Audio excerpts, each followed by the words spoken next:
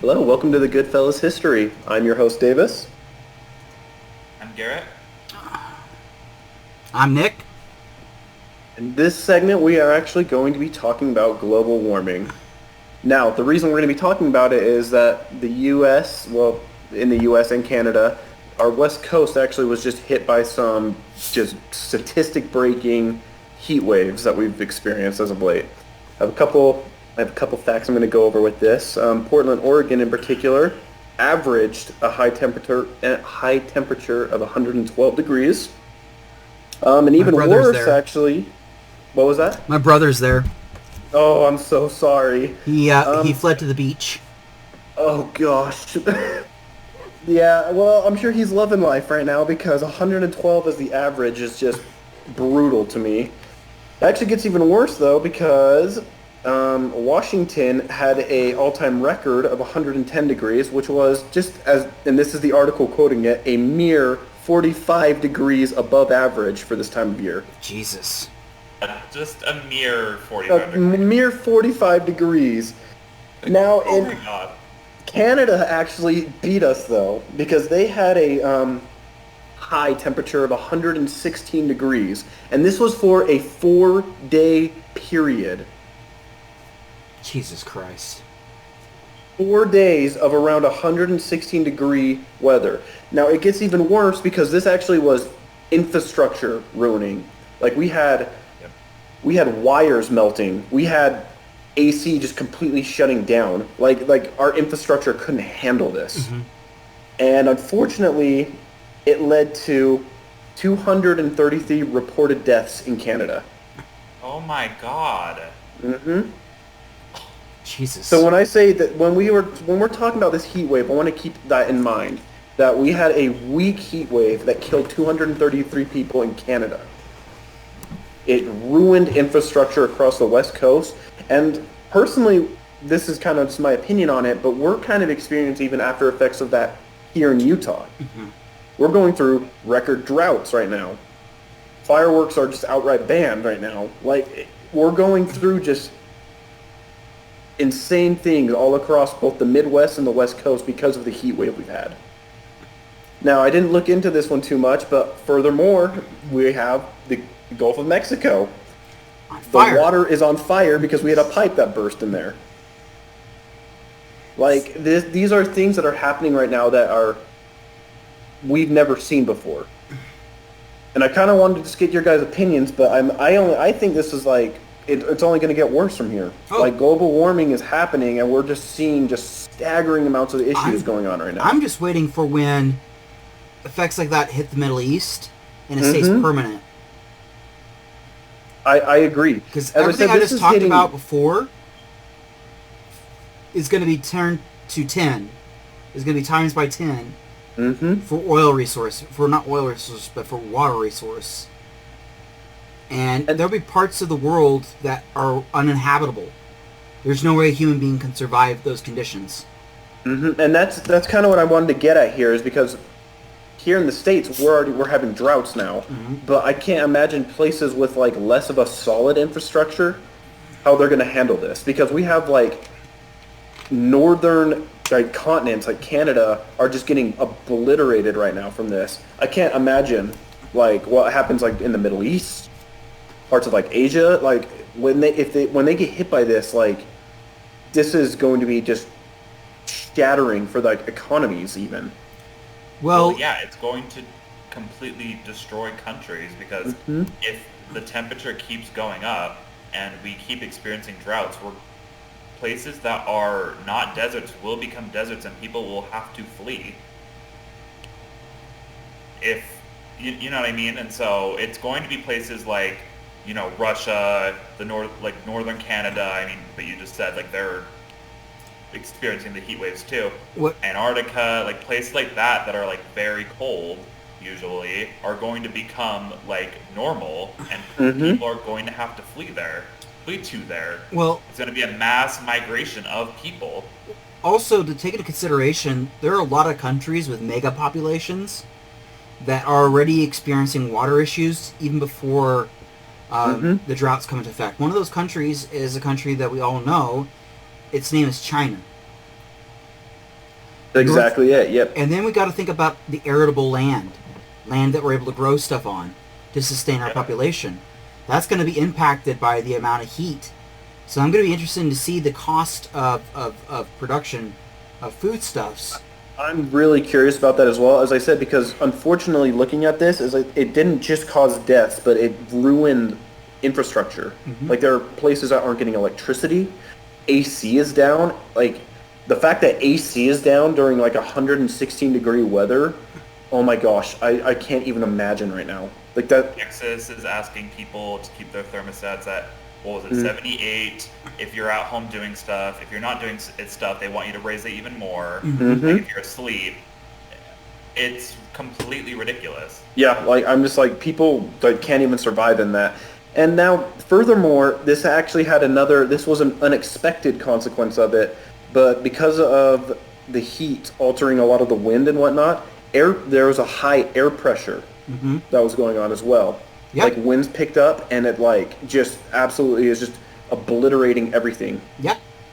Oh my gosh! We're gonna see more tornadoes in states like Utah, and New Mexico, and Nevada, just because there are segments of the land that is flat that allow those kinds of extremes of pressure to form tornadoes. I mean, they already have taken place here in Utah, but they'll be larger and more powerful now, and they'll become more common. And the reason for it is once again the geology, the climate is shifting. Yeah, and we saw that. We already are kind of seeing an example of that in the Midwest. We had that derecho in 2020 that was completely shadowed by the pandemic and the election and all this stuff. It completely wiped out. What was it? It was their the corn that they had there. It was like corn or wheat. It like completely wiped that out. Like I think like Des Moines went without like power for a while, and nobody really talked about that all that much. I only heard about it because I listened to a podcast, and one of the girls on the podcast lives in Iowa. Yeah. And it created like 21 tornadoes. Like we're already seeing this. Yeah. And here's another thing this article that's talking about actually mentions a worry that I hadn't even considered before this. But in the Northwest in particular, a lot of homes aren't even built with AC. Actually, in particular, Seattle, 44% of housing is built with like AC units attached to it because they're so used to having like more minimalized temperature. Yep. Like and they're hitting an average of 112 now. Oh my god. Then you got to add in humidity. So it's getting everywhere. I mean, it's so the thing is that this is a real big issue, but it's not going to be framed properly here in the States because the real problem of climate change is people are going to suffer. It's going to be turned into a political football because one party doesn't believe it's going to happen at all, and another party thinks that the other party and their supporters are just dumb fucks and they don't want to argue with them. So we're left. Not to get more doomer on this, but unfortunately, do you guys know what our biggest weapon against climate change is? Rainforests. Yeah. And so now we have deforestation is actually also now further speeding up what we're seeing with global warming because of it. Yeah. Yep. And on top of it, one of the countries with the largest rainforests is under control by a fascist. Bolsonaro. In Brazil. And so we're going to see even worse outcomes. So down the road. Here's the thing that makes me mad about it is that this is a non-issue insofar as it shouldn't be an issue to deal with this. Anybody who's anybody. We have the military, we have virtually the entire population, except for a small handful of oligarchs who make their money off of fossil fuel energy, off of coal and oil. And they are dumping millions of dollars into our political process as a way of trying to discredit this. And I feel like it would be easy to defeat these guys if the other side was willing to, concede at all? Well, just call them out. Like, this isn't about coal miners. We've We have implemented policies that destroyed economies before. There's nothing new about this. This idea that somehow, if we implement regulations, these coal miners' lives are going to become so much more worse is a bunch of bullshit. They've already been deunionized. Their standard of living has plummeted. Their longevity has plummeted. So their life expectancy's dropped. Their quality of life has dropped. These communities are incredibly impoverished. So, I mean, yeah, it'll destroy these communities. Mm-hmm. Well, and you have people like AOC, who is basically like the sponsor of the Green New Deal, who did say, I want to pay these people's pensions. So people who are bringing forth these ideas, a lot of them don't want to just leave them in the dirt. No. They recognize that, there are people who would be affected, but let's pay their pensions. And we also need to recognize at once. Yeah, and we also need to recognize that the biggest contributors to global warming aren't even like coal industries. It's meat. It's meat. And it's meat that is for other countries. Mm-hmm. So this is a fun thing. Like, people tell me that, oh, your cheeseburger is the reason why the rainforests are being cut down. And my retort to them is actually most of the food that we eat here in the States are produced here. Mm-hmm. The cheese, the meat, the patty, everything's produced here. The reality is that the meat market that is causing the deforestation in South America is going to feed Japan, China, Vietnam, and Europe, because most of their arable land is gone. Mm-hmm. And the reason for it is for population's reasons.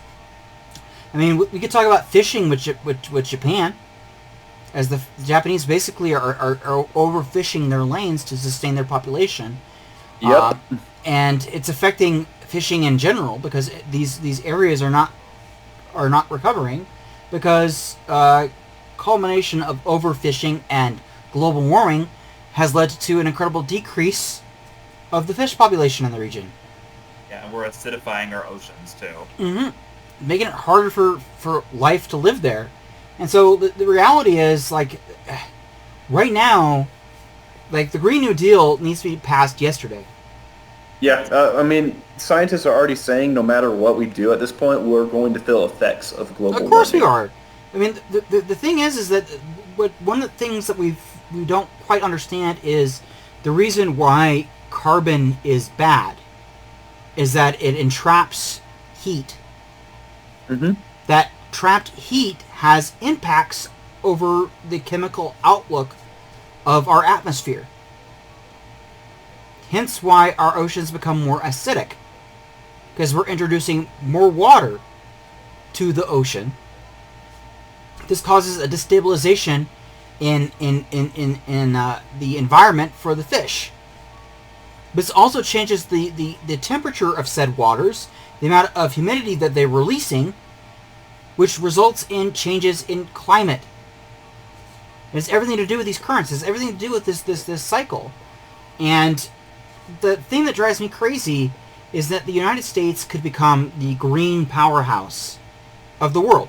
We have that's the thing that drives me crazy too, is if we were to put infrastructure, money, and like resources into this, we could be at the forefront of like new energy frontiers. And the only reason why we're not doing that right now is that a handful of oil billionaires who have considerable amount of control over the stock market, because they're oil billionaires, are basically resisting this shit. Like, I don't get this. This is not 1991, where global warming is just a concern for Greenpeace. Mm-hmm. This is a legit issue. We are now dealing with the ramifications of this. There are changes in pressure of our ocean that results in pipelines of oil being broken. And leading to what we're seeing in the Gulf of Mexico right now as well. We have water that is on fire. Like, have you guys like seen like the images of it? Like, it's literally like a ring of flame. Yeah. I'm waiting for the Doom guy to hop out of it. Honestly, oh my gosh, it's crazy. But I mean, now, go ahead. Oh yeah, sorry. I was just gonna go over this as well. This is more for like any of the audience, but I think the whole point of this show is also to kind of give like not just talking points, but like understanding and arguments. And part of it is I wanted to explain parts per million, just because like you hear that thrown out every now and again, but I didn't even know what it was till I researched this, and that's literally just the numbers of units of mass per like million. And so what's really scary is what we're seeing out of this. Every parts per million that you're seeing, only 416 of those are carbon. And that's already doing this much damage. And we're only increasing that as we go. Yep. My God. It changes, like I'm saying, it's changing the chemical outlook of our atmosphere.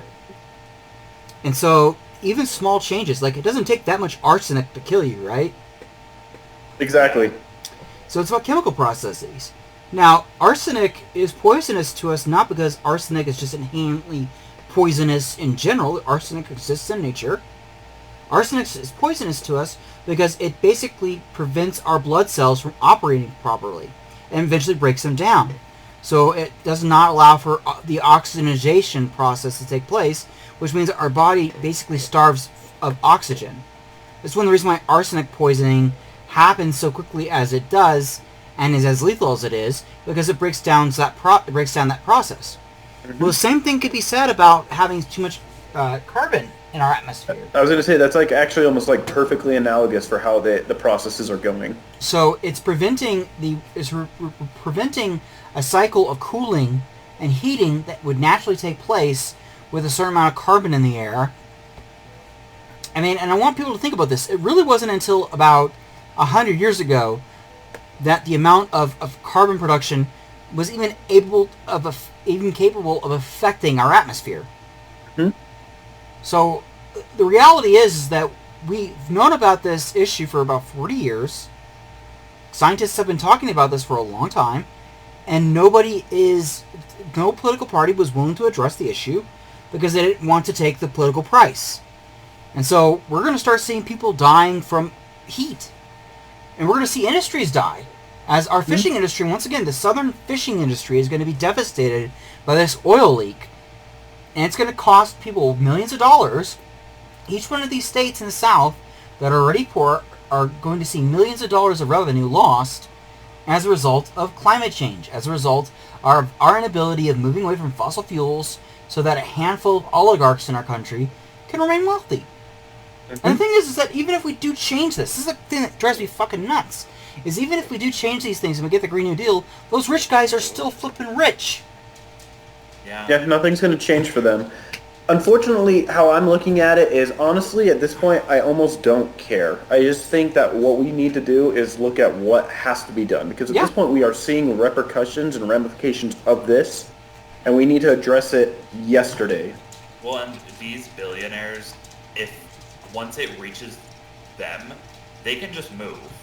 So it's not. I honestly don't even think once it's in their face and they can't deny it anymore that it's going to change their mind. So I think we just need to kind of not, like Davis said, like not worry about that. Obviously try to get their freaking influence out of our politics.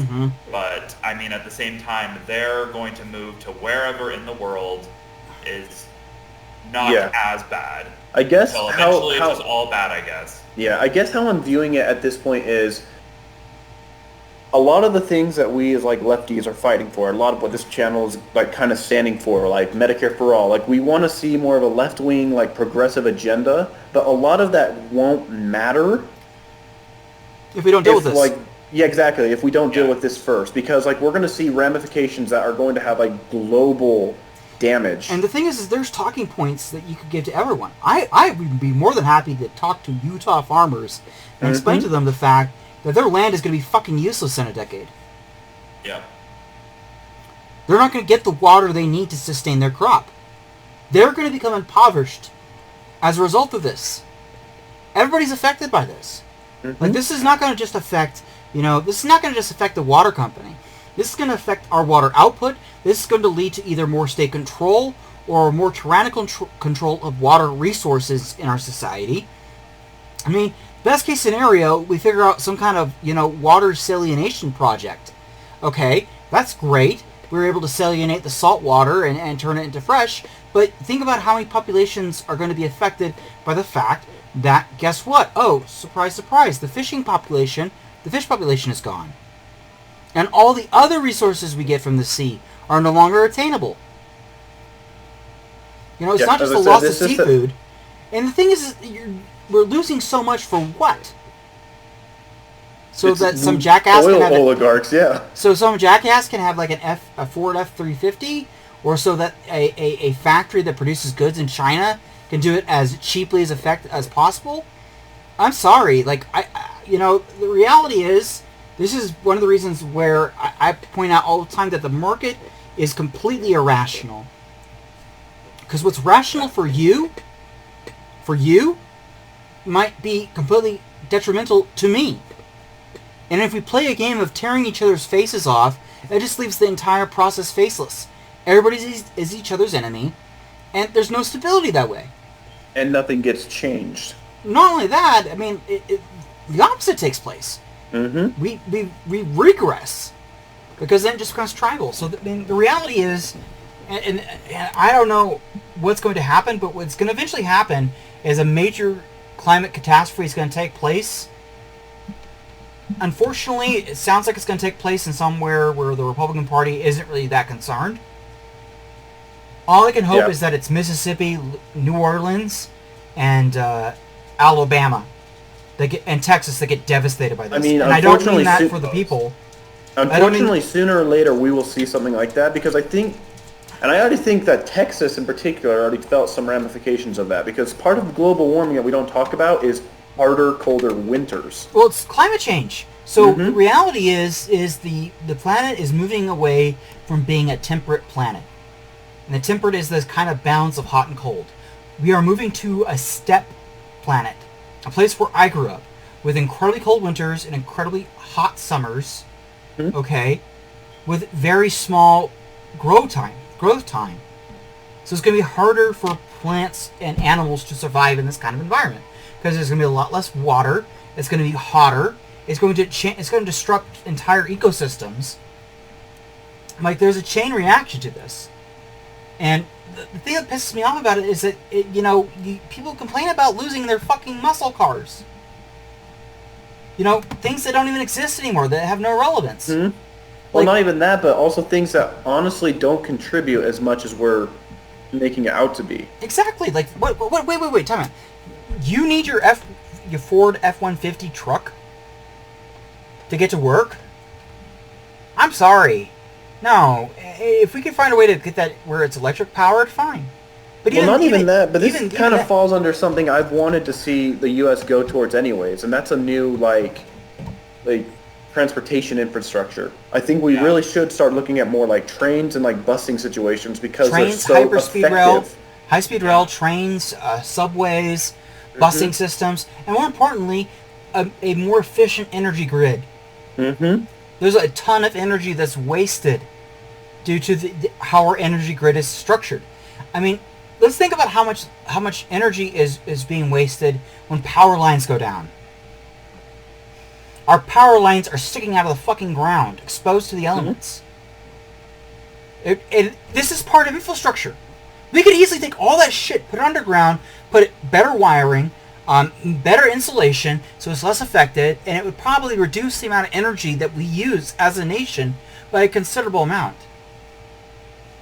And it's a lot less susceptible to damage, which I think is good. It's easier to repair, too. Mm-hmm. I mean, we don't have our plumbing hanging out outside. We have it underground. And surprise, we don't have near as many plumbing issues as we have electric issues. Yeah, what's almost ironic to me is that global warming affected part of the thing that contributed to global warming, which was like power lines and whatnot. Exactly. Like, it absolutely annihilated those. Yeah. And it's almost like the planet being like, please get this shit out of here. Yeah, it's like, stop. So that's the thing. I mean, we what we need to do is we can make the argument, well, we need to transition to a different kind of diet. Okay, yeah, I wouldn't mind seeing deforestation. But that's going to require Europe, China, and Japan to reduce the amount of beef, pork that they're intaking. Okay? That's what that would require. It also requires these countries to return back to an agricultural-based economy, which is going to affect our bottom line because we have a large agricultural economy. But at the end of the day, if we do that and we allow these rainforests to recover and repair, it could reduce the amount of carbonization that is taking place, but we still need to reduce the amount of carbon that we're producing. Hence why I don't know why we're not going towards renewables. Like, if we could tap into those, they'd be way more efficient. They would be less expensive, way more efficient, and safer. Well, and not even that, but I'm like, man, like, you really, if we were at the forefront of that, you could make, there's so much also just untapped resources and money in this. Like, I look at this, I'm like, you guys stand to make a lot of money if we contribute to this first. Yeah, but the thing is, it kind of sucks too that like that's honestly a more effective approach with a lot of Republicans. Is like, oh, well, think about the money and like you know what I mean, instead of just think about like people's lives. I absolutely agree.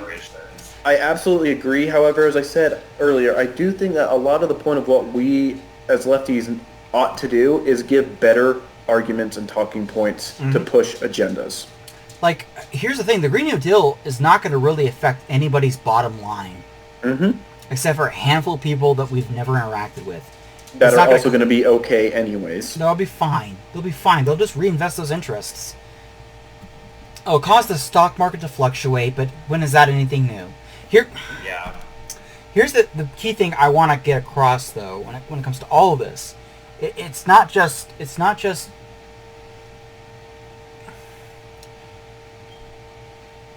the Republican Party.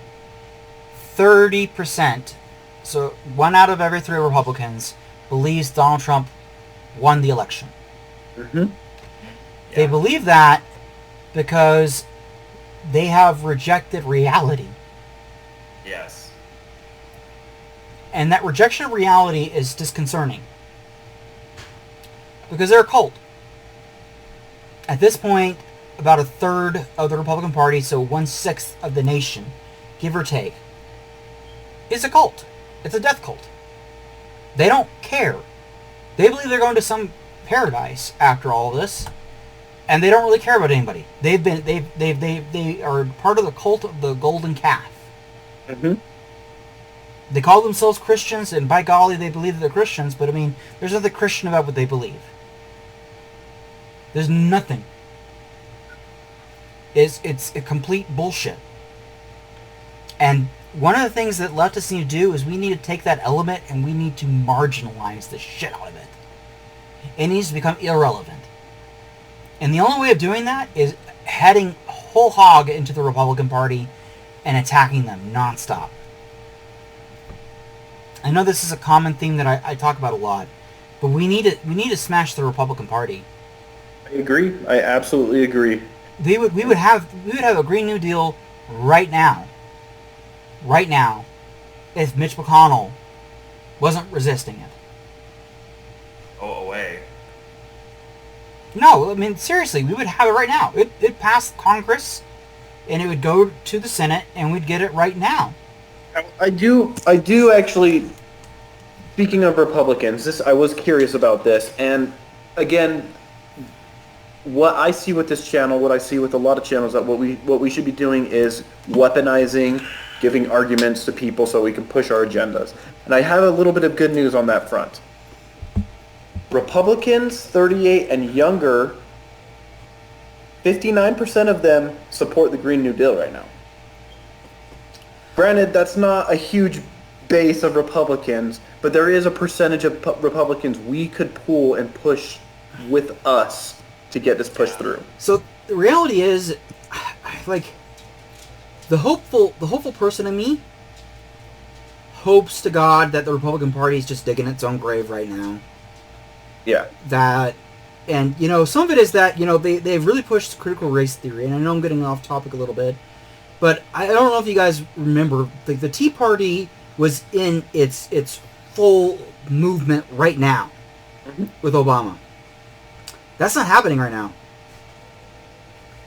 So what I'm hoping right now is the Republican Party and the right-wing movement in this country in general has lost its steam and is just sputtering. Because that will allow the left here to take advantage of this. And so long as we don't listen to dumb fucks like Destiny, okay, who I feel like they don't know the difference between their ass and the hole in the ground, when it comes to a lot of these issues, we can gain momentum, and we can get legislation passed. We can change courts. But what that's going to require is coming out and voting. There was a one of the most pivotal figures in the civil rights movement was a man by the name of Bayard Rustin. You guys ever heard of him? No, I've never heard that name before. He was a key figure in the civil rights movement before Martin Luther King kind of became the figurehead, and he was a close advisor to Martin Luther King. And Bayard Rustin was the man behind a lot of the civil rights movement, particularly the MLK wing of the civil rights movement's successes. And the man was pragmatic as hell. And I don't mean that as he was a guy that was constantly looking for compromise. He just knew how to use the political situation to their advantage. And one of the things that he said that really resonates with me, you could look him up, it's Bayard, like B-A-Y-A-R-D, Rustin, R-U-S-T-I-N. One of the things he said, and this is back in 1979, protestation is no substitute for voting. Boots on the street are no substitute for boots in the ballot box. MLK knew that. Everybody knew that. And Bayard Rustin wanted a working people's coalition to take place. In fact, Martin Luther King, before he was assassinated, was working on a campaign to do just that. And this was going to be a multi-ethnic, multi-gender, working people's movement that was going to basically camp out on the White House until policy changes were implemented. And the reason why I'm bringing that up is this is the kind of activity and action we're going to need to do to get a Green New Deal through. Hoping that rational, reasonable people will eventually be able to have a voice is never happened in government because you're dealing with power. And the people who have power right now in our government are irrational actors. I agree. So the only way to force this is we need to organize. And we need to get boots on the ground, and we need to fucking vote. I am sick and tired of seeing the youth vote being one of the smallest margins. We have the most to lose in these next couple elections than any other group. And we need to make it fucking clear. This is one of the reasons why I'm doing this, is I want people who are younger to understand your vote fucking matters. It always has. The people who are telling you it doesn't matter are full of shit. These are also the same people who told you that Trump was anti-war. These are the same people that told you that Tulsi Gabbard was the most progressive candidate in the Democratic Party primary. These are dumb fucks. Do not listen to them. Voting fucking matters. I absolutely agree on that. And we need to get people to go out and do that.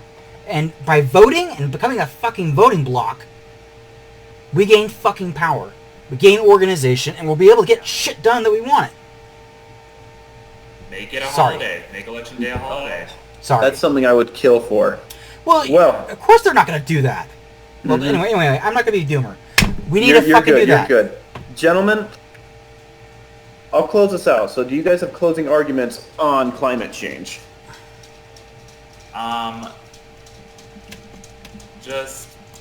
We need massive change to combat climate change. Don't let anybody tell you different. When on this issue specifically, we can no longer compromise. We need to get shit done, and it's honestly just that simple. And we do not have an unlimited amount of time to do it.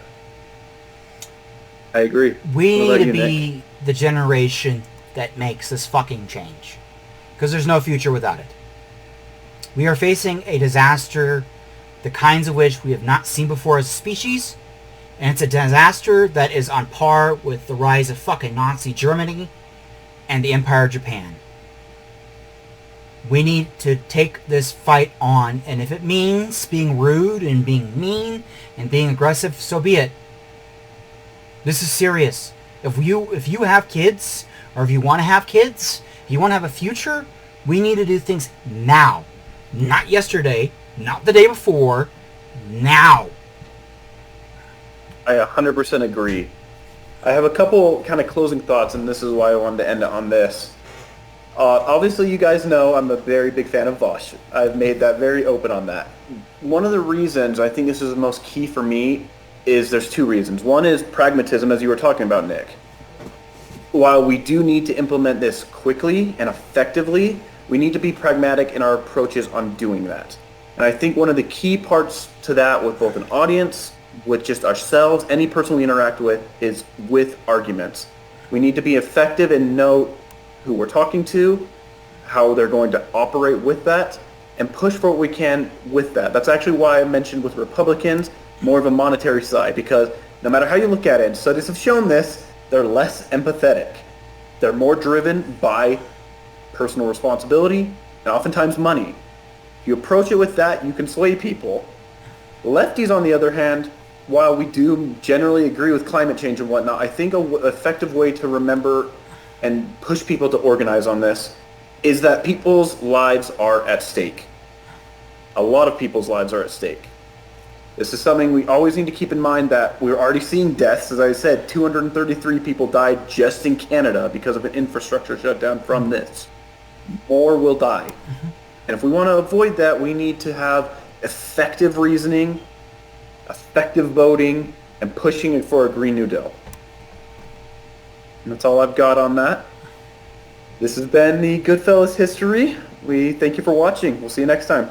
See you next time. Bye, guys.